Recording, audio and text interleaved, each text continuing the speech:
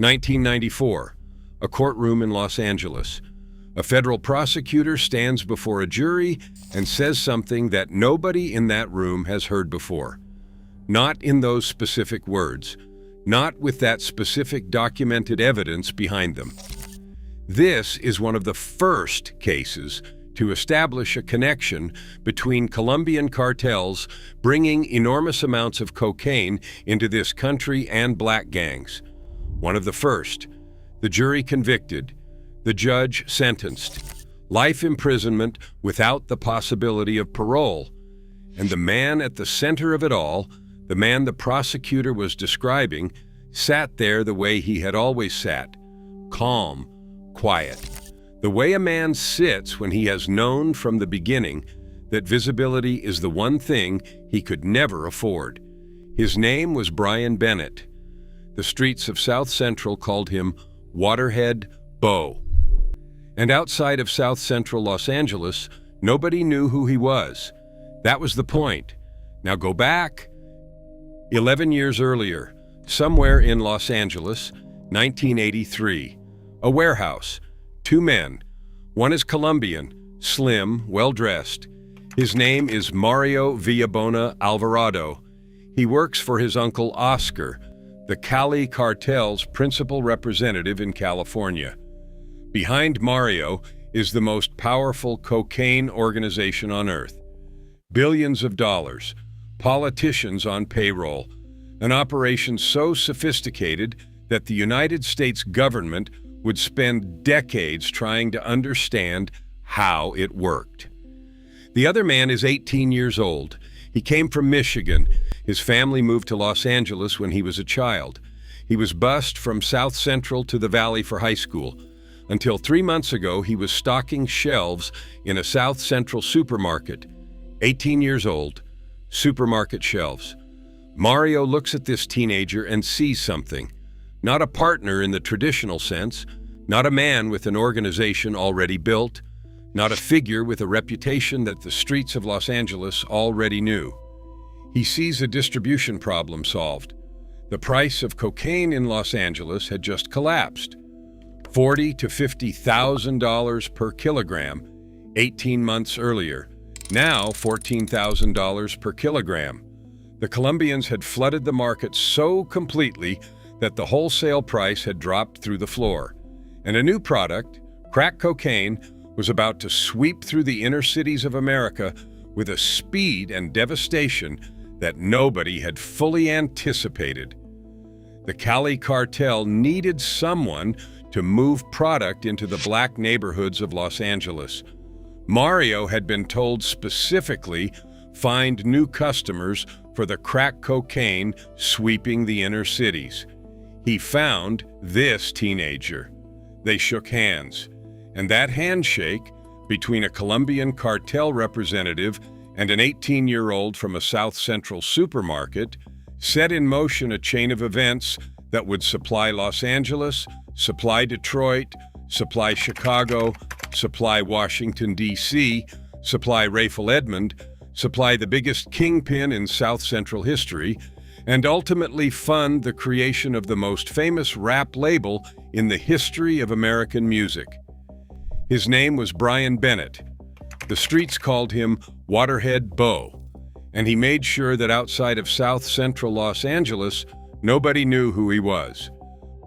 Brian Bennett made one decision that separated him from every other operator in South Central. Stay invisible, not as a temporary tactic, not while he was building toward eventual visibility, permanently, by design, as the core operating principle of everything he built. He had watched what happened to men who announced themselves, the cars, the jewelry, the specific performance of wealth that the crack era demanded from the men who were generating it. Young operators all around South Central were buying Benzes and chains and letting the neighborhood know what they had, and then losing it to rivals who targeted visible wealth, to law enforcement who followed visible operators, to the specific mathematics of exposure that turns a successful drug organization into a federal indictment. Bo did none of it. He drove regular cars, dressed regular, moved through South Central like a man who had nothing to hide because nothing about his appearance suggested anything to find. Freeway Rick Ross was building his operation at the same time. Same product, same geography, same Colombian connections flowing through South Central. Freeway Rick was visible. His operation generated $600 million and an equal amount of law enforcement attention that eventually consumed everything he built. Bo watched that and moved differently. No flash, no announcement, no cars or jewelry that told the neighborhood what he was, just product, moving quietly, through operators he trusted, out to cities he had never set foot in. Detroit, Chicago, Memphis, Washington, D.C. The specific geography of Black America in the 1980s, cities connected by interstate highways and shared cultural networks, and the specific infrastructure of the underground economy that the crack era was building faster than anyone could track. Bo mapped all of it. He identified operators in each city who could receive product reliably and pay reliably and move without generating the kind of attention that would trace back to South Central. He built relationships, not through reputation, through results.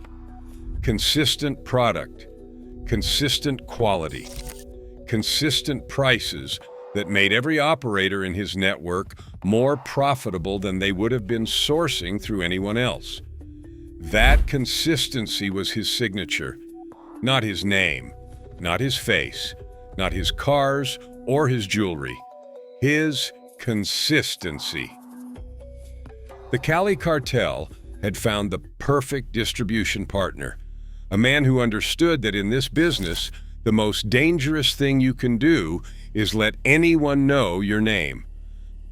By 1987, 4 years after the handshake with Mario in a Los Angeles warehouse, the scale of what Brian Bennett had built was documented by the federal government itself. In 1 month, just 1 month, Bennett purchased just under 1,000 kilograms of cocaine from his Colombian source. The Department of Justice Office of Inspector General documented it from law enforcement wiretaps. 1,000 kilograms, 1 month, 123-year-old from South Central. Let that number sit for a moment. 1,000 kilograms is 2,200 pounds. At the wholesale price Mario was offering Bo, that is $14 million worth of cocaine flowing through Bennett's operation in 30 days. That is not a corner operation. That is not a neighborhood dealer scaling up. That is an industrial distribution network running at the scale of a legitimate import-export business, except the product was cocaine and the customers were drug organizations across Black America. 2,000 pounds flowing into California through Waterhead Bo's operation every single month. Moving from Mario's Cali cartel uncle through Bennett's distribution infrastructure and out to every major city in Black America. Detroit received product through couriers that Bennett sent specifically. Men who drove or flew product from Los Angeles into Michigan, where Detroit's drug economy was hungry for consistent quality product at prices that made the operation viable for the operators on the ground. Chicago, Memphis, cities across the South and Midwest, and Washington, D.C., where the product arrived in Crystal City, Virginia, was then cut at New York Avenue motels by members of Rayful Edmonds' organization and distributed to the Strip from 2 stash houses on Orleans Place and Morton Place Northeast. Rayful Edmond, the man 60 Minutes called the $300 million kingpin, the man who supplied 60% of Washington, D.C.'s cocaine at his operation's peak, the man whose trial required anonymous juries because witnesses were too afraid to testify openly, the man who would eventually become the most infamous drug figure in D.C. history, was buying from Waterhead Bo, a 23-year-old from South Central Los Angeles, a man whose name Raphael Edmonds' customers on the D.C. Strip had never heard. That is the specific power of invisibility. Fritz had understood it in Harlem. Bumps Bassett had understood it in Queens. Bo had understood it in Los Angeles. The most powerful distribution network on the West Coast was being run by a man that nobody could point to. And Bo was also supplying someone closer to home, the most significant operator in South Central, the man who would use the money that Bo's cocaine generated to build something that changed American culture forever. Harry O. Michael Harris was from South Central, born and raised in the same geography that produced Waterhead Bo. The same streets, the same conditions, the same calculation that every young black man in South Central was making in the 1980s about what the legitimate economy was offering versus what the underground economy was generating. The streets called him Harry O. By the time he connected with Waterhead Bo, Harry O had already built something significant, an operation running cocaine across multiple states, connections to both the Bounty Hunter Bloods and the Rolling 60 Crips, the specific ability to move through both sides of the most dangerous gang divide in Los Angeles that almost nobody else had. That ability to operate with both the Bloods and the Crips simultaneously was Harry O's organizational genius. In a city where those two alliances were killing each other over blocks and colors and the specific territorial politics of South Central, Harry O had somehow made himself trusted on both sides. By age 26, Harry O was a millionaire.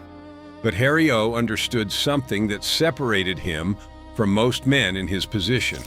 Cash was temporary. What lasted was ownership.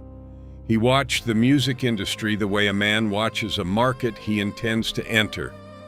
The specific sound emerging from South Central and Compton, the hip-hop that NWA was building, the street music that the mainstream industry hadn't yet recognized as the next American art form. Harry O saw it before anyone else with money saw it. He produced a Broadway play first. The play was called Checkmates. It featured Ruby Dee, Paul Winfield, and a young actor whose career was just beginning to build momentum. Denzel Washington. Harry O, the South Central cocaine kingpin, funded Denzel Washington's Broadway debut. The man who would become one of the most celebrated actors in American history had his first major stage production financed by a man running cocaine through the Bloods and the Crips of Los Angeles. And Harry O wasn't done. In 1991, while sitting in federal prison, serving the 28-year sentence he received in 1987 for attempted murder and narcotics distribution, Harry O received a visitor. Marion Suge Knight, a big man, imposing, connected to the mob Piru Bloods, a man with ambitions in the music industry that matched Harry O's own, a man who had been managing careers and building relationships in the Los Angeles music world, who saw what was coming in West Coast hip-hop the same way Harry O had seen it, but who needed capital. $1.5 million in capital. Harry O gave it to him. From inside a federal prison cell, through intermediaries, through the specific financial architecture that allows men inside federal facilities to move money to the outside world when they have the connections and the organizational intelligence to make it work. $1.5 million to start a record label. That label was called Godfather Entertainment. The world knows it as Death Row Records, Tupac Shakur, Snoop Dogg, Dr. Dre, the Dog Pound, the defining sound of West Coast hip-hop in the 1990s, the music that sold hundreds of millions of records, that defined an era, that appeared in movies and television shows and sporting events and became the soundtrack of an entire generation of American culture. All of it funded by Harry O. Harry O., whose operation was built on Bo's cocaine, the 18-year-old from the South Central supermarket, the man nobody outside Los Angeles knew. The trial produced a moment that the Assistant United States Attorney described as historic. It's very significant because it's one of the first to establish a connection between Colombian cartels bringing enormous amounts of cocaine into this country and black gangs. One of the first. In the entire history of American drug enforcement, Waterhead Bo's case was one of the first to produce a documented, prosecuted, legally established connection between a Colombian cocaine cartel and black street distribution networks. Not because the connection didn't exist before. It clearly did. Because Bo had operated so carefully, so invisibly, so precisely within the specific organizational structure that makes prosecution difficult, it took the federal government 3 years and a random traffic stop in Missouri to build a case that could survive a trial. Brian Waterhead Bo Bennett and Mario Villabona Alvarado, the two leaders of the operation, faced the consequence that the federal drug kingpin law mandated for men who built what they built. Life imprisonment without the possibility of parole, no cooperation deal, no reduced sentence, no testimony that would exchange years for freedom. Life. The 18-year-old who had shaken hands with a Colombian cartel representative in a Los Angeles warehouse in 1983, the young man who had stocked supermarket shelves 3 months before that handshake, received a sentence that meant he would spend the rest of his life in federal prison for an operation he built from nothing. That supplied Rayful Edmond in D.C. That supplied Harry O. in South Central. That funded Death Row Records from inside a prison cell. That changed American music history without anyone outside South Central knowing his name. 1988. Brian Bennett is not in Los Angeles. He is in Denmark, sitting with a woman, possibly his wife, in a Scandinavian country, thousands of miles from South Central, thousands of miles from Mario Villabona Alvarado, thousands of miles from the DEA agents who had been building their case against his operation for 3 years. Think about what that image represents. The man who had been stocking supermarket shelves in South Central 5 years earlier was now conducting international business from Denmark while his distribution network ran itself across 4 time zones. That is not luck. That is organizational architecture. He had built something so precisely structured, so carefully layered with trusted operators at every level, that the man at the top could be in Scandinavia and the product would still move from Los Angeles to Detroit, to Chicago, to Memphis, to Washington, D.C., without missing a beat. The invisibility that had been his strategy from the beginning had reached its logical conclusion. The most important cocaine distributor on the West Coast, a man the DEA had been watching for 3 years, was sitting in Denmark, unreachable, untraceable, operating through layers of insulation so thick that his own couriers in Detroit didn't know who gave the final order. He was orchestrating a deal, not a small deal, a massive transaction in Detroit. $5.4 million in cash seized near Detroit Metro Airport. 400 to 450 kilograms of Cali cocaine moving through a single transaction. One deal, one city. While Bo sat in Denmark, but 3 years of federal surveillance was about to close around everything he had built. The DEA had wiretaps, financial records, the documented flow of money and product through a network that connected a Cali cartel warehouse in California to Rayful Edmond's strip in Washington, D.C., to stash houses across Black America. They had been watching since 1985, patient, methodical, building a case the way Bo had built his operation, carefully, layer by layer, without announcing themselves. In November 1988, on a highway in Missouri, a routine traffic stop. 2 couriers, 500 kilograms of cocaine in the car. Not a targeted stop, not a tip. Not the result of 3 years of DEA surveillance finally finding its moment. A state trooper on a Missouri highway pulling over a car for a routine traffic violation. 500 kilograms in the trunk. The thread that unraveled everything. Bennett and Villabona, under investigation for 3 years, monitored through wiretaps that had documented 1,000 kilograms in a single month, were arrested.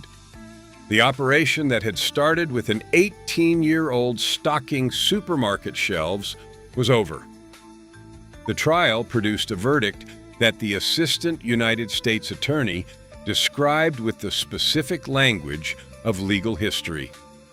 It is very significant because it is one of the first to establish a connection between Colombian cartels bringing enormous amounts of cocaine into this country and black gangs. One of the first, not the largest, not the most violent, not the most flamboyant. One of the first documented cases in American legal history of a direct operational connection between a Colombian cocaine cartel and black street distribution networks. Brian Waterhead Bo Bennett and Mario Villabona Alvarado, the 2 leaders of the operation, faced the consequence that the federal drug kingpin law mandated for men who built what they built. Life imprisonment without the possibility of parole. No cooperation deal. No reduced sentence. No path back. The 18-year-old who had shaken hands with a Colombian cartel representative in a Los Angeles warehouse in 1983, the young man who had stocked supermarket shelves 3 months before that handshake, received a sentence that meant he would never leave federal prison. The federal government's accounting of Brian Bennett measured what they could see: 1,000 kilograms in 1 month, 500 kilograms in Missouri, $5.4 million in Detroit, life without parole. What they never calculated, what the indictment and the sentencing and the legal history never fully captured, was the downstream consequence of what Bo built. Harry O. received his cocaine from Waterhead Bo. Harry O. funded Death Row Records. Death Row Records launched Tupac Shakur and Snoop Dogg and Dr. Dre. Those 3 men alone generated billions of dollars in music revenue, changed the sound of American music, built the specific cultural architecture of West Coast hip-hop that still shapes music being made right now in 2024. The federal government sentenced Waterhead Bo to life in prison for what he did. They never sentenced anyone for what came after. The music, the culture, the billions of dollars generated by an industry that traces its West Coast roots to a $1.5 million investment that Harry O. made from inside a federal prison cell, with money that came from cocaine that came from Waterhead Bo, the man nobody knows. Death Row Records generated hundreds of millions of dollars in revenue. Tupac Shakur sold 75 million records, more than any other rapper in history. His music is still generating millions of dollars in streaming revenue every single year. His face is on murals across Los Angeles. His lyrics are quoted in courtrooms and classrooms and conversations that have nothing to do with the 1990s. Snoop Dogg became one of the most recognizable entertainers on earth. Movies, television, Super Bowl halftime shows, a global brand that has outlasted every other figure from that era. Dr. Dre built a production empire that eventually sold Beats headphones to Apple for $3 billion, the largest acquisition in Apple's history, $3 billion.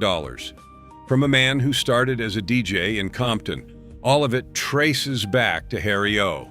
And Harry O's money, the specific capital that made Godfather Entertainment possible, that put $1.5 million in Suge Knight's hands in a prison visit in 1991 was built on cocaine.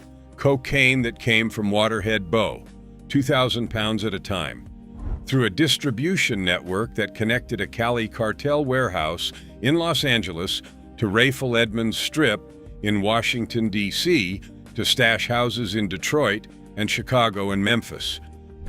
Built by an 18-year-old from a South Central supermarket, who understood from the beginning that the most dangerous thing he could do was become famous, who was in Denmark while his operation moved $5.4 million through Detroit, who made sure from the first handshake to the last deal that outside of South Central Los Angeles, nobody knew his name.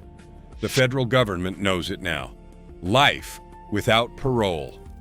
Harry O. was eventually pardoned by President Donald Trump in January 2021 after lobbying efforts by Snoop Dogg and criminal justice reform advocates.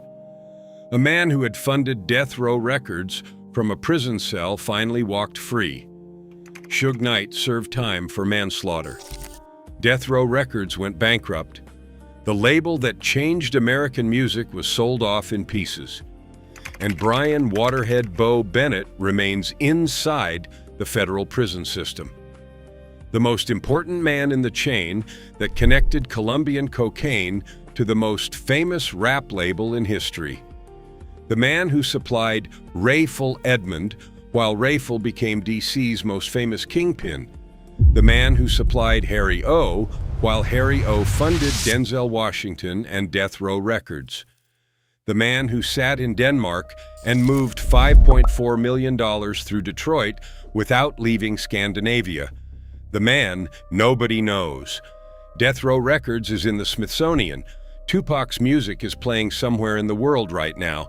And somewhere in the federal prison system, Brian Bennett is still there. The man who supplied all of Los Angeles and made sure nobody knew his name.